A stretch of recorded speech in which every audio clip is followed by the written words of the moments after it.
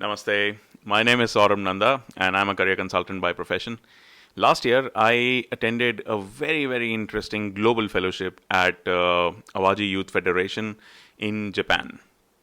Now, Awaji Youth Federation is based on the name of the island of Awaji, where this particular fellowship is based, and it required a strenuous kind of hard selection process where I had to write my statement of purpose, what I wanted to do, how would going to Japan help me, why am I interested in Japan, and so many other aspects of the application. Then it involved like 4 to 5 different kind of interviews over there. And after clearing those interviews with the senior managing director, then the human resource director of the Persona Group, which actually funds the entire fellowship on Awaji. After that entire process, we started the visa process, and then, well, on February 21st, sorry, on February 19th, I reached Japan, and on February 22nd, if I'm not mistaken, was our first day over there. What did I do over there? Well, the fellowship was much more than I expected it to be. On their website, you can see that it involved lectures from people who are ex-UN leaders, who are corporate leaders. And when I say ex-UN leaders, we had Dr. Charles Bolico, who is the liaison of Food and Agriculture Organization of the UN. He's the director of FAO in Japan. Then we had people like Horie-san, people who have been almost at the Secretary General level in the UN. They have helped, release tensions in Cambodia. They have worked in food programs in Africa, everywhere. And on top of that, we had people.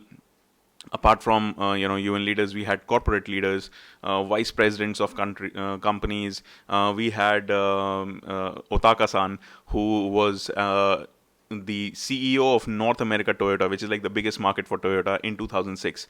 So we had people of that level coming to us.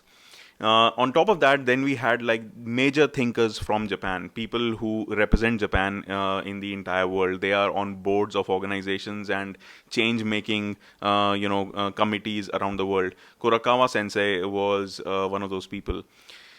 It was just amazing to be in company of those people, to hear them, at such a personal, in such a personal space, an auditorium of only, where only 35 people are sitting, and you can ask them whatever you want.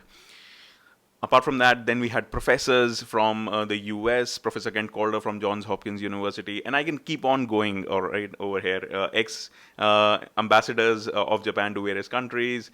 We had entrepreneurs. I remember, having a lecture with somebody who has been the torchbearer of the etiquette tradition of Japan. And she's the leader of her family right now, which has traditions lasting up to 700 years, in fact. So there were so many interesting things which I got to learn and do over there. But on top of all that, the best thing was the peer learning. I had people who were from 20 other countries, including countries like Kazakhstan, Peru, Bhutan. Countries where we didn't really expect, you don't really expect people to meet people from there. Not only that, they had come from different backgrounds. One of my colleagues was a PhD in law at such a young age of 25 from Russia. Then another person, he knew almost 5 languages, and he's originally, he's a Canadian citizen. His parents were Chinese. He lived in Japan a lot of his time, so he knew so many languages. He loved French. So there are so many interesting aspects over there. And when you are in such an ecosystem, what you decide to do matters a lot, right? You can decide to keep doing what you're doing or what you had thought of doing before coming to such a place. But such a place with the mentors like Elizabeth Masamune-san and Alta-san, who are so flexible and they are very encouraging. With such mentors, you can obviously and always change what you want to do. Now, one of the targets of or one of the, let's say, mission statements of AYF in a certain way is about sustainability, is about the relationship with the United Nations and creating equality in the world. And that is what caught my interest, actually. I had never heard of the Sustainable Development Goals before 2019. And now when I say it, it seems so surprising because SDGs have been around since 2015. But during that lecture with Dr. Charles Boleko, it just opened up my eyes, and I knew that this is something I had to do. This is something on which I want to include all the expertise that I have and make a project out of it. And with people from everywhere, people belonging to different cultures, having different educational backgrounds, having different expertise, social media marketers, and so many other people, I knew that SDGs is going to be one of the main mainstays of my project. So what I decided to do was I decided to create a platform, an online platform, where people from across the world can share solutions that they have. Now, why do we need such a place, and what kind of solutions are we talking about?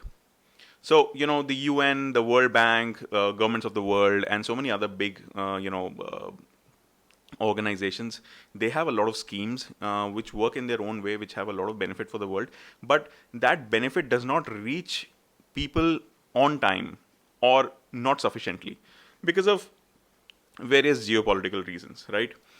And that is something I've always been worried about, that the people at the grassroots, they don't get benefits of all these magnanimous schemes and all these big life-changing decisions that these big world leaders make. And that's what I wanted to do. That's something was very close to my heart. So I wanted to share a solution which a farmer in Haryana has found for removing salt, excess salt from the soil using some salt-loving plants, and use that micro expertise. So it is not even expertise, it's micro expertise which regular people have developed so that they can make their lives easier, make their lives more sustainable. Share that micro expertise with farmers in Africa, Southeast Asia, South America, or anywhere else where they need such an solution. And we found 80 such solutions. We were going to find more, but we also had to do other things and develop the platform itself. We found solutions not only from India, Bangladesh, South America, Britain, Australia, Japan itself, and it was a very, very eye-opening, highly exciting journey for me. And after the fellowship ended, I decided to come back to India, and now I'm working on a couple of non-profits which are working on the same model, wherein we want to bring in technology to bring out solutions which everyday people can use. I don't want to tackle systemic changes by creating solutions which are system wide or too huge. I don't want to go to the same route as a lot of NGOs do, which is the last mile fulfillment. I mean, during this Corona crisis, if anything which has come up is the fact that NGOs are extremely important for us, because the last mile providing services is not only difficult, but it is very difficult to prepare for in advance. Whether you take a country like India, which is a middle economy, middle power, or you take a country like the US, which is the most powerful country in the world, NGOs are important everywhere. So I didn't want to take that route as well. I just want to use technology, create platforms where we can help more and more people at grassroots, or more and more regular people like you and me. And with the COVID-19 situation, that has been given a huge boost, because now everyone recognizes what technology can do and everyone appreciates technology as well. So that is a small summary of what I did in Japan. Apart from a lot of cultural activities over there, I took part in in one of their national dance festivals, which is it is very hard to get a ticket into it. We were able to do that.